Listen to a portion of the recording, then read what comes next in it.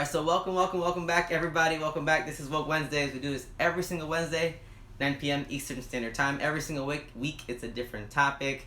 Last week, we talked about commercials and the law. We've done topics on everything: gender, mass incarceration, immigration, DACA, you name it. So we have some really cool episodes coming up in the next couple of weeks. If you're in Miami, next week will be the year anniversary of Woke Wednesdays. So we'll be celebrating on the beach. We'll be filming live. So if you're in Miami, please feel free to come out. It's a free event. Happy hour drinks. We'll have games. It'll be a good time. My name is Harrison Sanchez. I'm a second-year doctoral student at Florida International University here in Miami, Florida. I have just the honor of having someone who I admire very much, my professor, my mentor, here on the show. Brilliant individual. Dr. Benjamin Baez, would you like to introduce yourself a little bit? Is this drunk history? No. Sorry, I love that show. We have to drink a little more. I have Hennessy and some really cheap rum, if you want some. Thanks for the offer. Hi, I'm Ben Baez. I'm a professor of higher education at FIU, at Florida International University, for those of you who are not from this area and understand our abbreviations and acronyms. So I'm so excited to have you on the show. Thank you so much for being on here. It's funny when I asked Dr. Baez if he'd be on the show, he's like, I thought you only wanted students.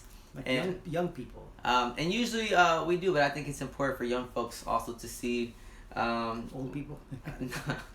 Well, you said earlier that all old people should die or not vote. Choose. Choose wisely.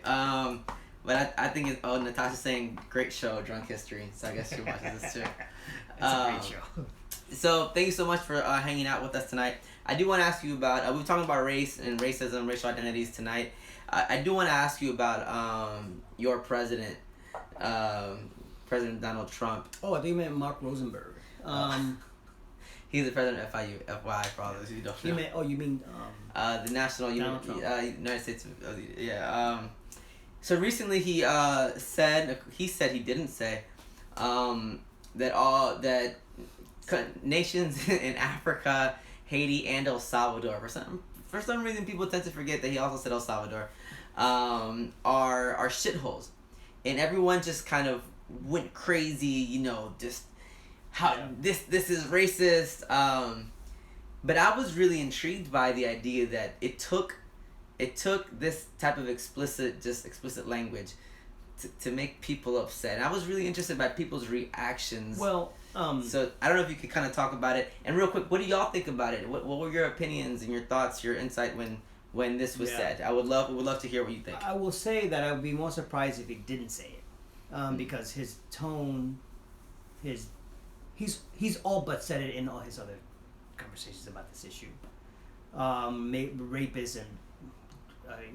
Really, and then so I believe strongly that he said it, because I just don't believe that he doesn't talk like that. Okay, so first of all, the initial anger about his statements seems to be a perpetual condition of this presidency. He's always saying something. That's his initial anger around grabbing women's genitals, the rapists and criminals, the ban of Muslim. I mean, just like a whole range of insults. The way he treated, the way he fired James Comey. So in thought and action, he's always been, the only person he doesn't seem to insult is the president of Russia. But so first of all, I don't know how this anger is going to lead to something, because there's always this perpetual being angry at him. It does seem that this shithole comment was ratcheted up a bit, but I don't know that there isn't a sense of like guilt feelings over feeling the same way by some people. Like really, when some Republicans are angry about this comment, really when their whole practices have been but also in terms of, I'm happy for the anger, because I'm still wondering where the breaking point is for people with this guy. So where the breaking point is, and how far must he go to get Republicans to go, fuck you, it's time, get out. Of course we get Pence, so whatever. Who would you prefer? Trump. Because even though he's very so the comments I with prefer North him because Korea, he's not respected, and therefore could do. If he would be doing more damage if he was respected, because Pence's beliefs and value system is just like Trump's. So, because so he and believes honestly, everything for he for says. years, the Republican Party especially have been fomenting racial antagonisms and This is not new. and their policies have been fucking people over left and right in so many ways: rich, poor, women, gay people, whatever, immigrants. So really, I mean, when they sued Obama when the executive act, so to be thinking that they're in favor of DACA now, when they sued Obama over DACA, so whatever. So really, Trump is different from the rest of many Republicans, only and entirely in terms of tone. The policies and the structural ways they have created, really, he's just a matter of tone. So he said what many people do in policy. Honestly. I guess I'm cynical that way, I guess. So Tara's saying, yeah, as if he hasn't been racist this whole damn time. Yeah. I think it shows how a lot of America really only understands blatant racism as what racism is. That's why point. people get mad over liberal snowflakes and all that. That's a very good point. Tara, is that? Tara? That's Tara. a very good point. Because it's just, it's like it's caught on tape. I only believe when it's caught on tape. But really, what else has he said? I mean, he said he was caught on tape as grabbing women's genitals. He's caught on tape saying Mexicans are criminals and rapists. I mean, really, shithole is the least illegal thing that he has done. So really, I mean, really, what would you rather be, a shithole or a criminal? I mean, it's just, I guess, I'm not trying to make light of this. I just feel like anything, I don't expect him not to say stuff like that. And so I guess I'm more evolved because I want more people to expect him to say stuff like that and get him out. And actually, if he said it and didn't enact it, but they've been enacting it without saying things like that. They've been preventing immigrants and people from having permanent path of citizenship forever. They've been limiting. They've sued the federal government. They've been after DACA forever. They keep calling those kids, like illegals and violating the law, even though kids technically under the law cannot commit crimes.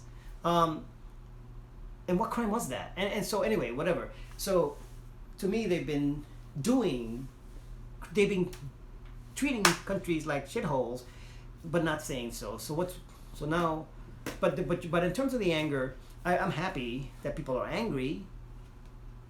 But let's see how that anger leads to something. Right now, the Republicans are not even acting like, they're not even addressing basically it. They're not acting like he's done anything. I mean, some of them are even lying that he said it. So I believe he said it. No way that I don't believe. There's nothing you could tell me that he didn't say it, because he doesn't need to have said it to have said it. God, that's what really, Yeah.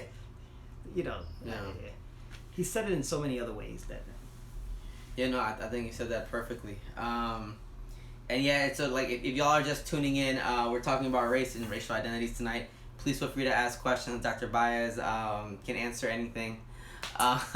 Anything. Anything. So the winning lottery ticket is, I don't know.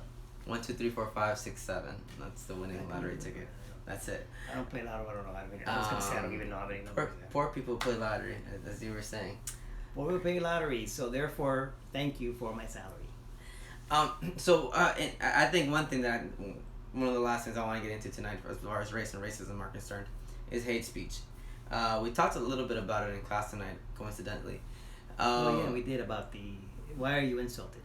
Like I brought up. I bring up great questions in class. This is part of my charm. I do that. He's charming about the great questions. I'm still hoping. So I'm not gonna listen to that part. Back to me and my charm. We tend to find words offensive. I was at a soccer game with my little brother this last year. Who's actually on the show. He's watching you. He's a big fan, Dr. Baez. Hey, how's it going? And we were at the show, and it was at the game, and it was Nicaragua versus United States soccer game, and just the things we were hearing it was very very racist just throughout. and my brother was getting upset. I was getting upset, and afterwards I was thinking, I'm like, why did I let these things offend me? Because they're offensive. I They're mean, meant to offend. They're meant to hurt. They're meant to They offend. hurt. They hurt because they're meant to hurt. But yes, absolutely. Yes. But then I was trying to think about it in a more critical way. I was trying to think of, is it the word or the intent, or was it the system that gives these words an offensive power in the first place? And I didn't know how to make sense of that. It's okay. So, and if y'all have ever experienced a situation like that, where you hear a word that it's offensive, please, let us know. Okay, so I want to deal with this. I guess I think about this, and I've written about hate speech earlier. He has a whole book in my career. That was a part of our larger There's a argument chapter, about race. a couple chapters in there. But anyway, the point. I'm not plugging. I'll The send point, you- I'll because send I you don't a like to article. assign my own work actually. And that's actually true. That's not. Yeah. I can pretend. I guess I want to look at this, or I understand this from two levels of analysis.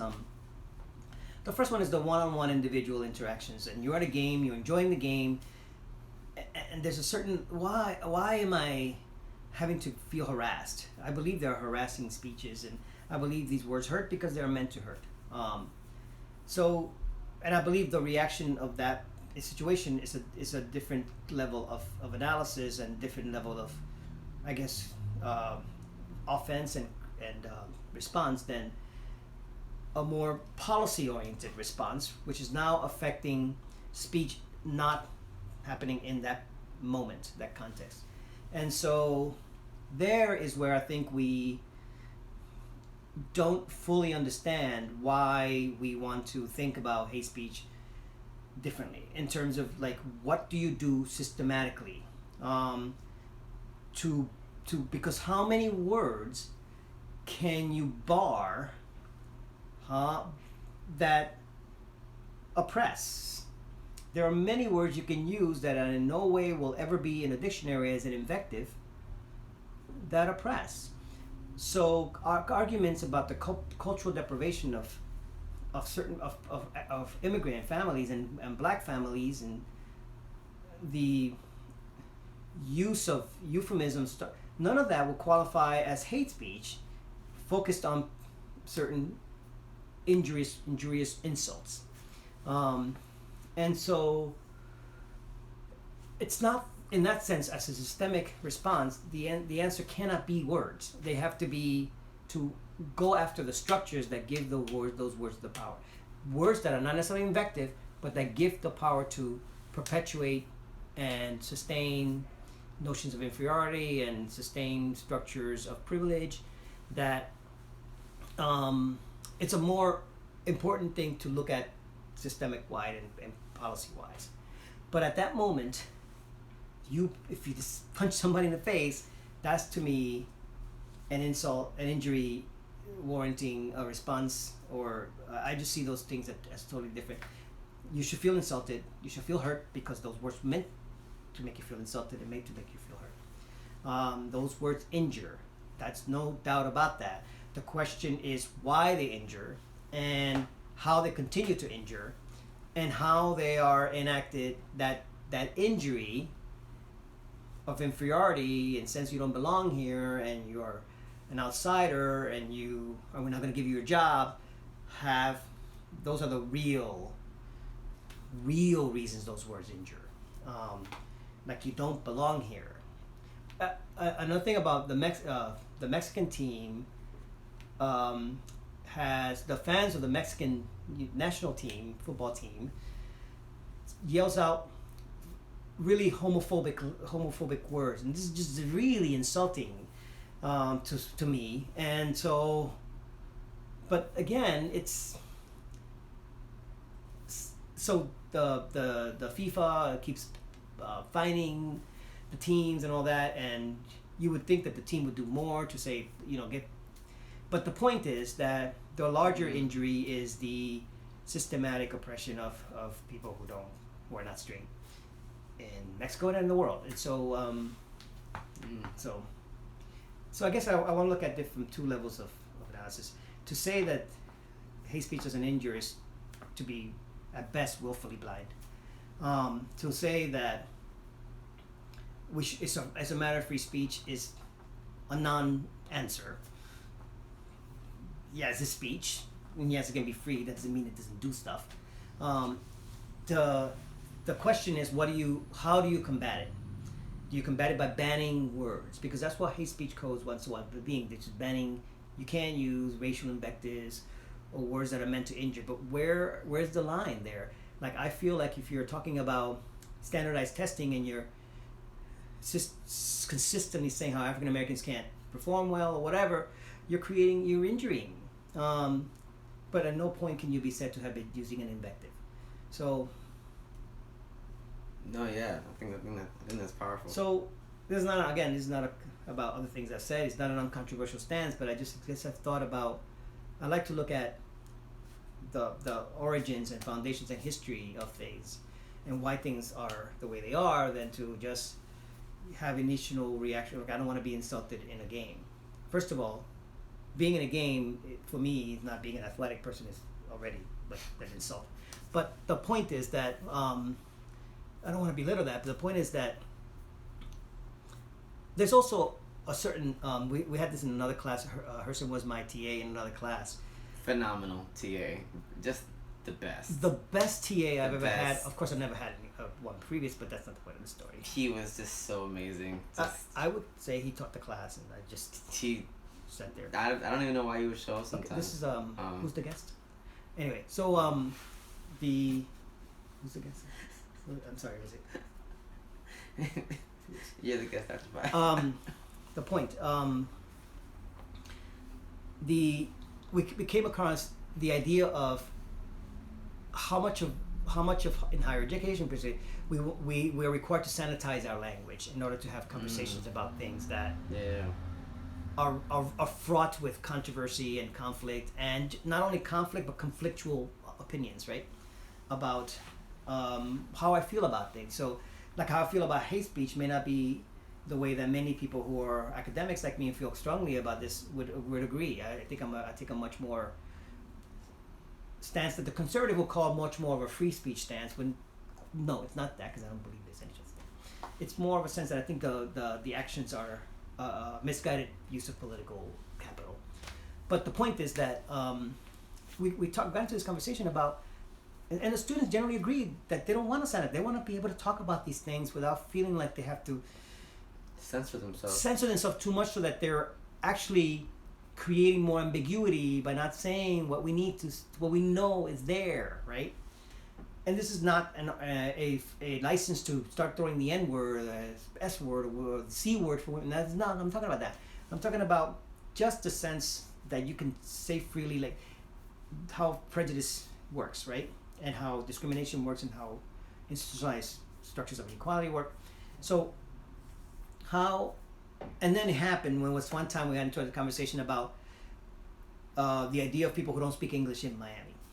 And it became like crying, and sanitize the abstraction of not having sanitized classroom is not.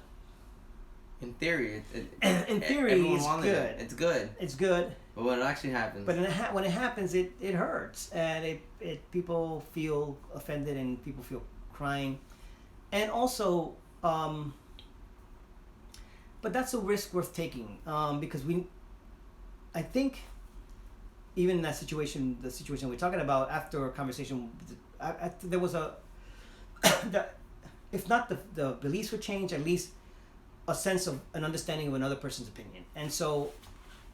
At least a verbal statement of that. So I think that we need to feel uncomfortable to be able to change, but the point, so this is not an uncontroversial stance. So I'm not saying let's just allow, no, but I'm thinking that that there are ways that we could spend more. We could look at this issue more systematically, so that eventually.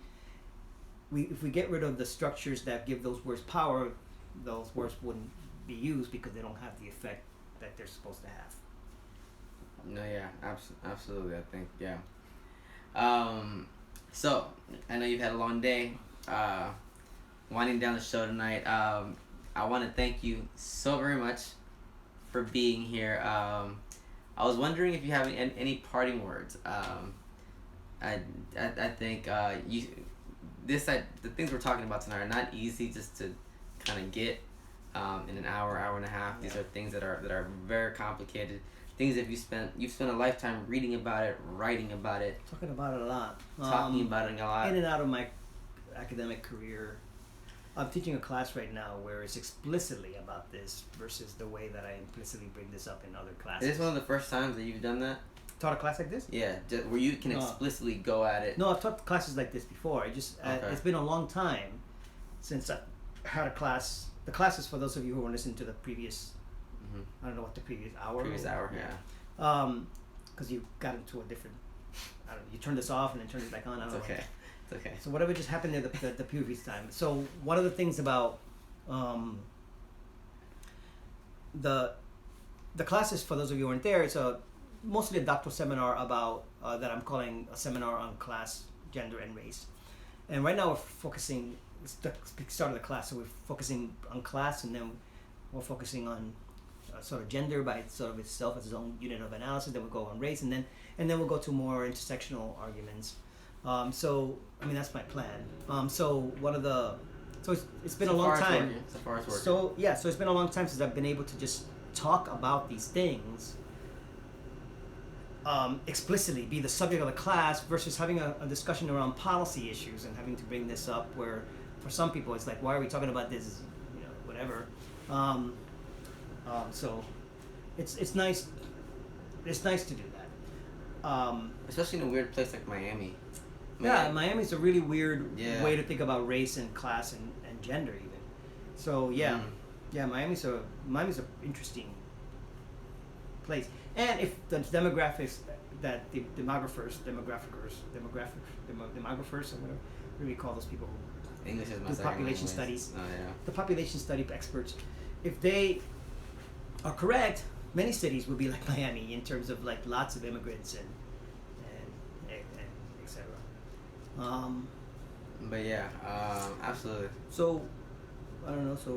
No, yeah. So yeah, we're winding down here, and I just want to say thank you. Thank you so very much. Do you have any parting words? We get a lot of young people who tune into the show, and they sometimes don't think it's possible. Systematically, we could talk about that, but you were one of those kids that maybe wasn't supposed to make it. You said earlier today that you were lucky. Yeah, I'm the myth. And so, what would you say to some of those young people out there? Not thinking that they can go to a community college, go get a bachelor's, or maybe graduate school. What would you say? Well, it's for sure one of the U.S. for as problematic as a nation as it is. There is this sense that you can do higher education, you can do community college or some kind of regional state institution or even a university like FIU, and even some people. And I don't say that as anybody. That Americans have options. Those options are structured by class and race and gender and all, of course, but the idea of going to a classroom, I mean, getting a degree, and it's sort of an American passage in a way, and so that's a good thing. But taking classes that are around these issues, because sometimes people feel intuitively something, they just don't have the words to call it something, and there's some political identities can be developed around having the labels, being able to use a certain language to not just to engage others, but a sense like you can start to develop a political identity that this is what I felt institutional racism. This now I have a word for it. Now I have an identity around, or a commitment to try to figure out how ways to end that, ways not to get caught up in it, ways not to think it's natural. So that is good. So if you can take a class on where you're having conversations about this. Some professors are more or less better than others, but no conversations are not. Yeah. And when you're in a class where people are thinking intellectually about this, I find for me given the personality that I have, which is why I became a professor. It was those classes where I could talk about this and just give a word to what I was feeling, give a word to what I was reading, but also talking about making sure that I understood what I was reading with other people really gave me a sense of, I guess, power to this power of knowing, and so yeah. Well, I think thank you so much for saying that. I think and I'm thinking about starting kind of like a book club soon for Woke Wednesdays, like a Woke Wednesdays book club, where we kind of get together, maybe read a book, and to kind of discuss it, kind of like a branch of Woke Wednesdays. I would love to do that. Yay. So maybe you can stop by sometime once I start that. I do want to start that this year, so it's. The setting is now I'm familiar with it. I was a little bit nervous about. I don't know how. When was the last time I was in a what do you call it? What's the word? What, podcast or video? Oh, residence hall. Residence hall. Yeah. He asked if I had roaches. I said yes, but I have also roach traps, so it works out. Also, like I was like, I wasn't sure what this was like. He asked if I had a stove, bathroom. A bathroom. I have running water. I do. A bed. Floors. Natasha's asking, how do I even have time to read more books after everything I get assigned from my professors? I don't know. Well, Natasha's at Georgia State, so sometimes not being able to read, and there's some smart people there. I would say that you skim Oh yeah. uninteresting things. The grad school skim. The Grad GSS. school skim, and then you read the other stuff. GSS. Yeah. And But yeah. Oh, Natasha, you'll be seeing her soon at Seeps. But yeah, book club coming soon. Woke Wednesdays. Definitely want to start that. Looking forward to it. So, Dr. Byers, again, thank you so much for stopping by tonight. You were phenomenal, amazing. You were everything I knew you were going to be. Thank you so much. Awesome. And y'all, thank you for tuning in. And again, if you live in Miami, next week we'll be filming live from the beach, South Beach. So feel free to come out. Drink specials, trivia games. It'll be a great time. You can meet a lot of folks. Great time to be in Miami. Great time to be in Miami. Weather is beautiful. Weather is beautiful. So Almi's saying goodbye. Mario's saying he's giving you these emojis. You know what emojis are, right? Yeah, I can. So it's like, kind of like praising, like, thank you. Yeah. Hi, Mario. Mario might be coming to our doctoral program soon. Crossing our fingers. But yeah, so y'all, thank you so much for tuning in. Dr. Bias, thank you so much for being here. Y'all have a good night. Take care. Night. Stay woke.